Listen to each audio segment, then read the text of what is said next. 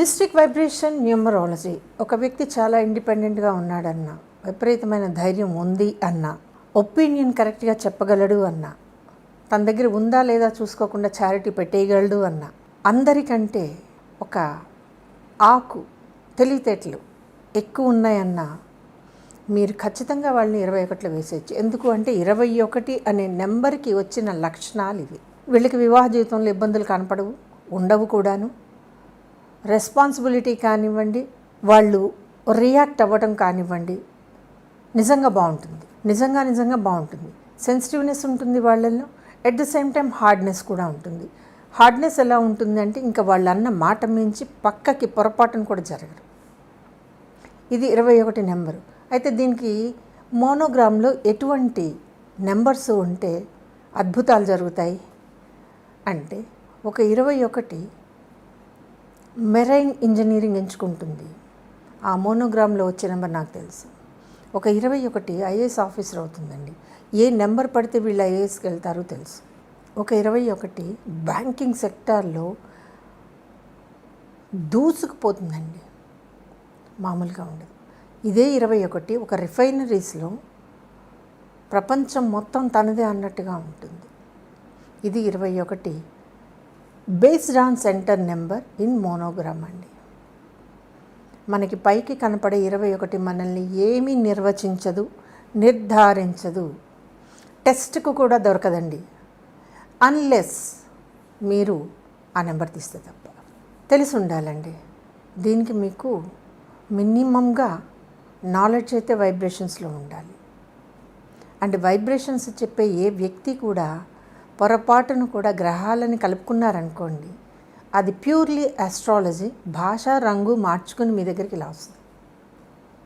అంతకు మించి ఇంకేం లేదు. ఎందుకు?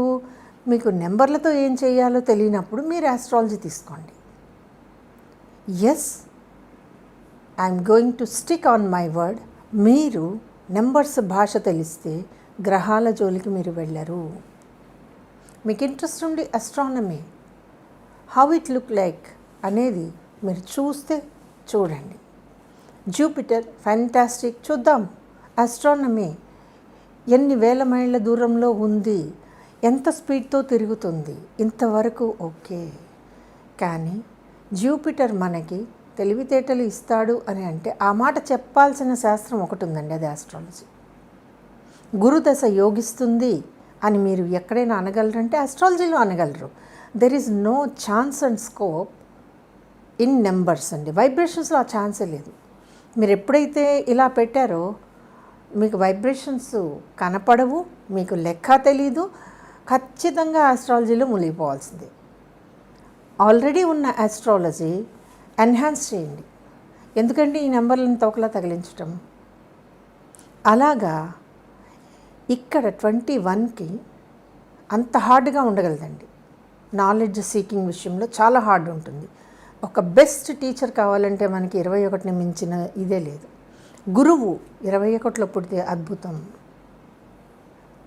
ఒక ప్రవచనకర్త చెప్పింది చెప్పకుండా, వేసిన మాట వెయ్యకుండా, నిరంతరంగా అనర్గళంగా మాటల్ని పేర్చుకుంటూ వెళ్ళిపోతాడు. అతను ఖచ్చితంగా 21. చాలా మైల్డ్ వాయిస్లో మన మనసుని కంట్రోల్ చేసేలాగా ఒక స్త్రీమూర్తి చెప్తోంది. ఇది జ్ఞానయోగం, ఇది రసయోగం, ఇది ధ్యానం, ఇది యోగం. దట్ ఈస్ 21 అండి. ఎంత తేడాలు ఉన్నాయి చూడండి. నేను ఎక్కడ మొదలుపెట్టాను, మిమ్మల్ని ఎక్కడ ఆపాను? ఇండివిజువల్ లైన్లోంచి సొసైటీ లైన్ దాకా తీసుకొచ్చాను. దట్ ఈస్ 21 అండి. నిజంగానే 21లో పుట్టిన ఒక వ్యక్తి మనకి గురువుగా దొరికితే మామూలుగా ఉండదు.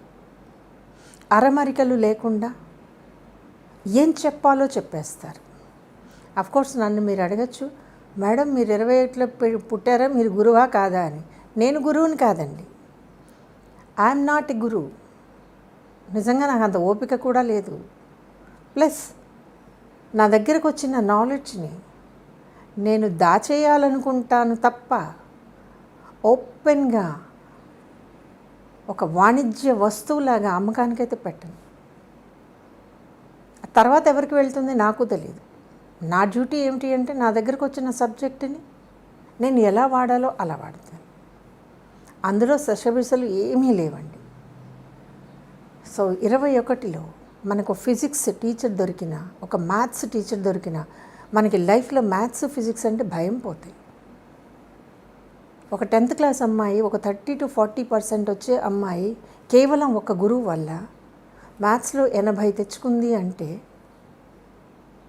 ఎస్, అది విక్టరీ అండి. నాకు సంబంధించి విక్టరీ. ఫెయిల్ అవుతుంది అన్న అమ్మాయిని తప్పించాడు చూడండి 10th క్లాస్ నుంచి పైకి. అది గురువు సామర్థ్యం. అది లైఫ్ సైన్సెస్లో ఉండొచ్చు, బయో సైన్సెస్లో ఉండొచ్చు, స్పిరిచువల్లో ఉండొచ్చు. ఏదేమైనప్పటికీ 21లో గురువు అందరికీ దొరకడు. దొరికితే అదృష్టం. వాళ్ళ మేధావి, మేధస్సు, మేధో మదనం, అంతర్మదనం వెరసి వాళ్ళ దగ్గర నుంచి వచ్చే మాటలు మనల్ని ఆలోచింపచేస్తాయి. సో 21లో ఒక ఇంజనీర్ ఉన్నాడు. అతను ఆలోచిస్తాడు, అందరికంటే డిఫరెంట్గా ఎలా చేయాలి, తక్కువ ఖర్చుతో ఎలా చేయాలి. మేబీ అది ఇంటర్నేషనల్ స్టాండర్డ్స్ కూడా వెళ్ళొచ్చు. 21లో పేరెన్నిక కన్న లాయర్లు నాకు తెలిసి ఆస్ట్రేలియా టు అమెరికా ఉన్నారండి. మామూలుగా లేరు వాళ్ళు. 21లో లాయర్స్ అండి. ఆర్బిట్రేషన్ తీసుకుంటున్నారు 21లో పుట్టిన ఒక లాయరు. మన కంటికి కూడా తెలియదండి. అది బాగుంటుంది. ఈ లక్షణాలు ఉంటే నేను మీ పాపో బాబో ఆర్బిట్రేషన్తో లా చేయించండి అంటే మీరు ఎందుకండి అంత ఆలోచిస్తారు? అంటే మనకి తెలిసిన ఇంజనీరింగు, డాక్టర్ అంతే. మీ అమ్మాయి డాక్టర్, సంతోషం. మీ అబ్బాయి ఇంజనీర్, వెరీ సంతోషం. బ్యాంకింగ్ సైడ్ వెళ్ళాలండి అబ్బాయి, అవునా అండి అంటే అందరూ ఇంజనీర్లు, డాక్టర్లు అయితే ఈ సృష్టిలో బ్యాలెన్స్ ఎలా ఉంటుందండి?